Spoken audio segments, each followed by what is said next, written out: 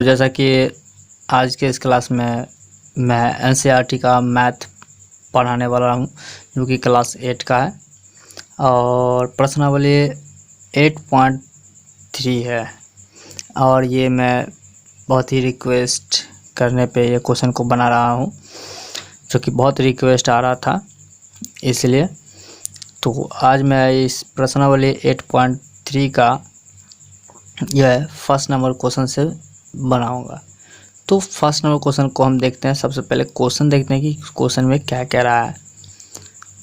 सुधीर ने एक कोट 4500 रुपये मूल्य के खरीदे।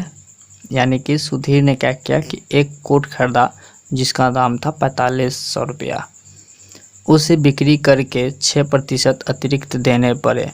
मतलब उसे क्या करना पड़ा कि उसे जो है बिक्री करके जो है उसे 6% जो है और अधिक देने पड़े।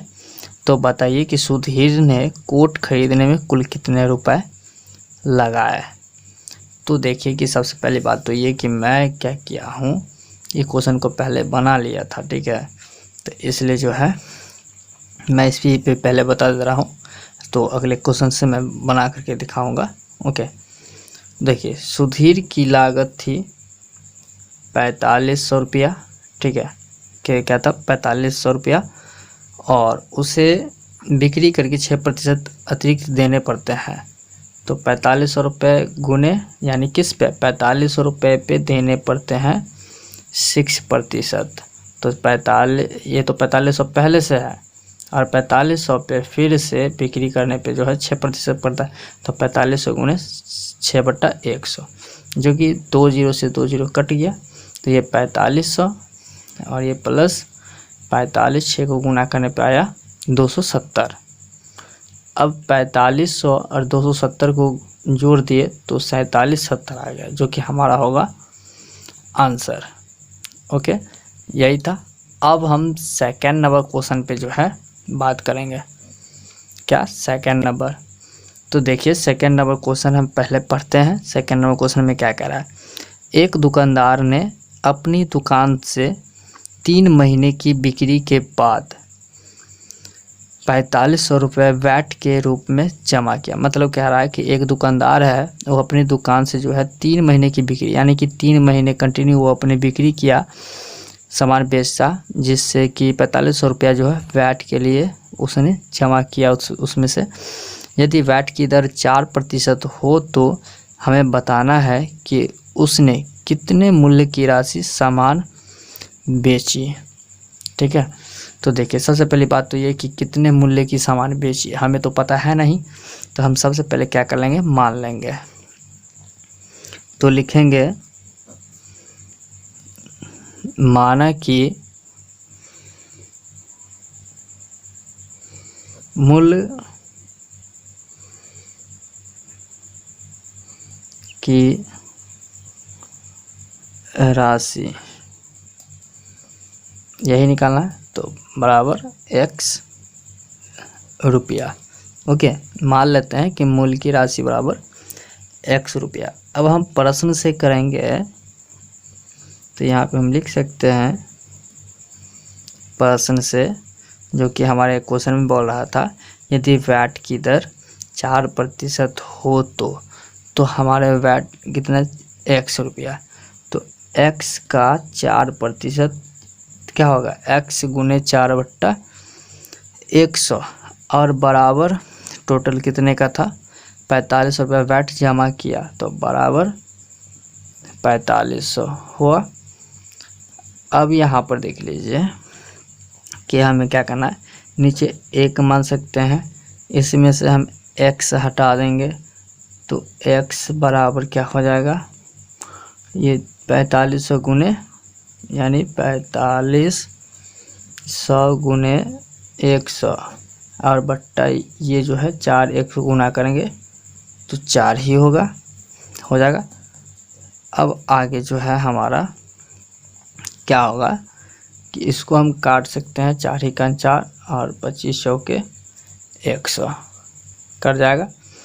अब 4500 को 25 से गुना करेंगे तो हमारा आएगा 11 2500 रुपया ये आंसर। ओके, तो ये हमारा जो है सेकंड नंबर बन गया। अब हम आते हैं अपने थर्ड नंबर क्वेश्चन पे। ओके, तो हम देख लेते हैं अपना थर्ड नंबर क्वेश्चन क्या है। रजिया ने एक दवा विक्रेता के यहाँ से 625 रुपये अंकित मूल्य की दवाई खरीदी और उस पर 12 रुपये 50 पैसे अतिरिक्त कर दिया। बताइए कि अतिरिक्त कर की दर प्रतिशत क्या थी। मतलब बोल रहा है कि रजिया ने क्या किया कि दवा की विक्रेता, मतलब जहाँ पे दवा बिक रहा था वहाँ से 625 रुपये अंकित मूल्य की दवा खरीदी और उस दवा पर जो है 12 रुपया 50 पैसे जो है अधिक कर दिया उसको। ठीक है, तो हमें बताना है कि कितना अधिक दर प्रतिशत थी। तो चलिए, यानी कि हमें सबसे पहले क्या करना है, अतिरिक्त दर की प्रतिशत निकालते हैं। तो यहाँ पर लिखेंगे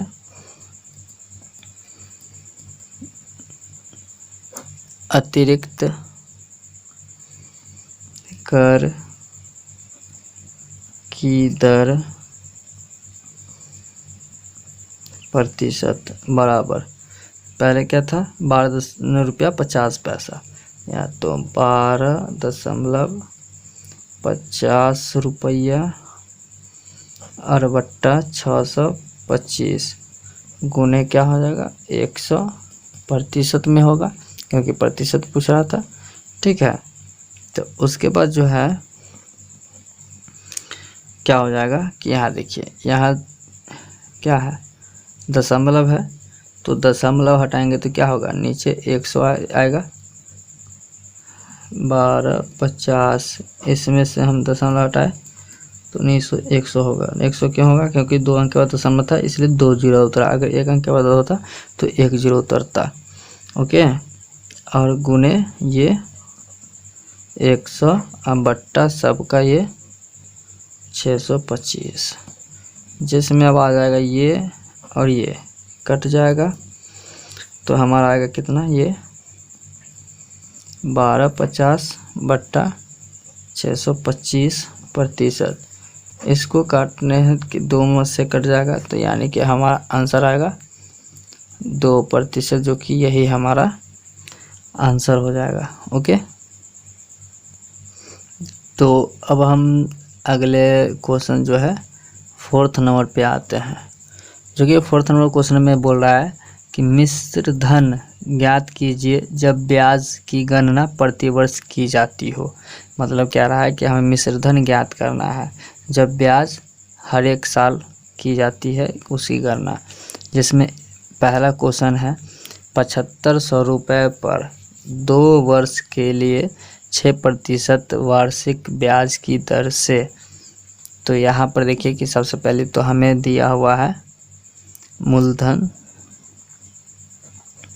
दिया हुआ है कितना दिया, और मूलधन को हम P से दिखाते हैं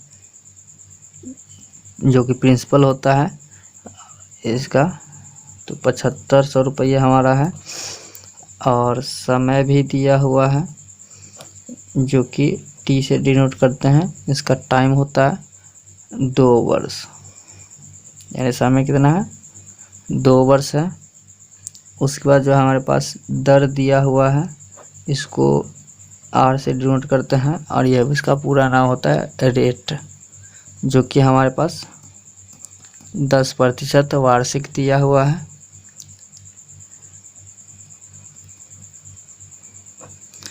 और हमें निकालना है क्या,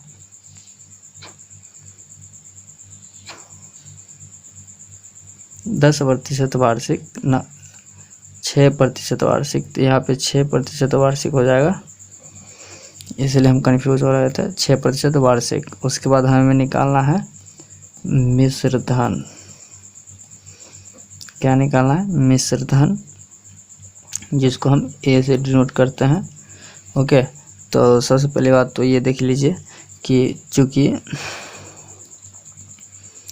मिश्र धन यानी ए बराबर जो इसका फॉर्मूला होता है वो प्रिंसिपल इंटू 1 प्लस रेट बट्टा 100 इंटू टाइम, जिसमें प्रिंसिपल है कितना 7500 और ये इंटू 1 प्लस रेट कितना है 6 और बट्टा 100 और टाइम कितनी है 2। अब नीचे आते हैं तो जो कि देख रहे हैं नीचे आगे यहाँ पे हम एक काम कर सकते हैं, क्या कर सकते हैं 3 दूनी 6 50 दूनी से काट सकते हैं इसको, है ना। तो हमारा आएगा ये 7500 और ये 1 प्लस 6 बट्टा 50, नीचे कुछ नहीं है तो 1 मान सकते हैं। तो अब हम इसका हो जाएगा 7500 इंटू 50, इसका स्क्वायर हो जाएगा टाइम, तो 50 50 और ये प्लस 50 सेकंड 50 यानी 6, यानी कि आएगा 7500 गुने 50 ये 3 है ना 3, तो यहाँ पर भी 3 हो जाएगा, तो यानी 50 3 53 बट्टा ये 50 का स्क्वायर हो जाएगा। अब यहाँ पे ये 7500 और गुने 53 का स्क्वायर 2809 और 50 का स्क्वायर 2500 हो जाएगा। अब सबको इक्वल करने के बाद जैसे 2 0 2 0 कट जाएगा, हाँ 25 सेकंड 25 25 तिया 75। अब 3 को इससे गुना करेंगे तो हमारा आ जाएगा आंसर 8427 रुपया, और यही होगा हमारा आंसर। ओके, तो अब हम आते हैं अगले क्वेश्चन पे जो कि 4 का है। अगला क्वेश्चन जो कि बोल रहा है अगले क्वेश्चन में कि 25,000 रुपये पर 3 वर्ष के लिए 8% वार्षिक ब्याज की दर से। तो इसमें भी देखिए कि हमारे पास जो है मूलधन यानी P बराबर प्रिंसिपल बराबर दिया हुआ है 25,000 रुपया और समय जो है ये भी दिया हुआ है 3 वर्ष, और उसके बाद 8% तो ये दर हो जाएगा जो कि रेट होता है बराबर जो है ये 8% वार्षिक है, और हमें निकालना है मिश्र धन। क्या निकालना है मिश्र धन, इसको ए से डिनोट करते हैं। ओके, तो देखिए कि मिश्र धन बराबर फॉर्मूला होता है, इससे पिछले क्वेश्चन में भी बताया है कि मिश्र धन वाला होता है प्रिंसिपल इंटू 1 प्लस रेट बट्टा 100 इंटू टाइम, यही होता है। अब यहाँ पे हम वैल्यू पुट कर लें तो जो कि P प्रिंसिपल 25,000 है, तो 25,000 और इंटू 1 प्लस रेट कितना है 6, रेट रेट 8 है 8 है ना कि 8 है, तो यहाँ पे 8 करेंगे। ओके, और बट्टा 100 और फिर टाइम कितनी है 3 है। ओके, तो उसके बाद हम आगे हम यहाँ पे करेंगे कि ये 25,000 और 1 प्लस जो है इसको हम काट सकते हैं कितना से 4 दूनी 8 2500 के 100, यानी कि हमारा आ जाएगा कितना 2/25 और इसका क्यू हो जाएगा। अब आगे 25,000 इंटू 1 बट नीचे कुछ नहीं तो 1 मान सकते हैं, तो इस दोनों का एलसीएम जो है 25 हो जाएगा। इसको जोड़ेंगे कितना हो जाएगा 25 और प्लस 2 इसका क्यू। आगे जो होगा ये 25,000 गुने 25 2 27/25 इसका क्यू। अब आगे 25,000 गुने ये 27 का क्यू 25 का क्यू करेंगे तो हमारा आएगा 19,683 किसका 27 का क्यू। मतलब कि 27 का क्यू क्या हो जाएगा 27 गुने 27 गुने 27 ये होगा। ठीक उसी तरह यहाँ पे हमें क्या करना है 25 का करना है, तो 25 का आ जाएगा 15,492 यही होगा। तो उसके बाद जो है यानी कि यहाँ पे तो यहाँ पे जो है 25 का क्यू जो है इतना नहीं आएगा, ठीक है गलत हो गया। 15 जो है 15,625 आएगा। ओके, उसके बाद जो है इसको पहले हम क्या करेंगे काट लेंगे, तो ये आपका 5 से कट जाएगा और ये 8 से कट जाएगा, है ना। तो अब हम क्या करेंगे कि 8 गुने 9 6 8 3 और बट्टा 5 करेंगे, जो कि अब ये दोनों को जो है गुना करने पर हमारा आ जाएगा 15 74 24 और बट्टा 5। अब बट्टा 5 करने पे हमारा भाग देने पे जो आएगा वो आएगा 31,414.8। ये कैलकुलेशन आप खुद कर लेंगे।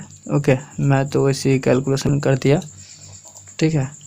तो आज के इस क्लास में बस इतना ही।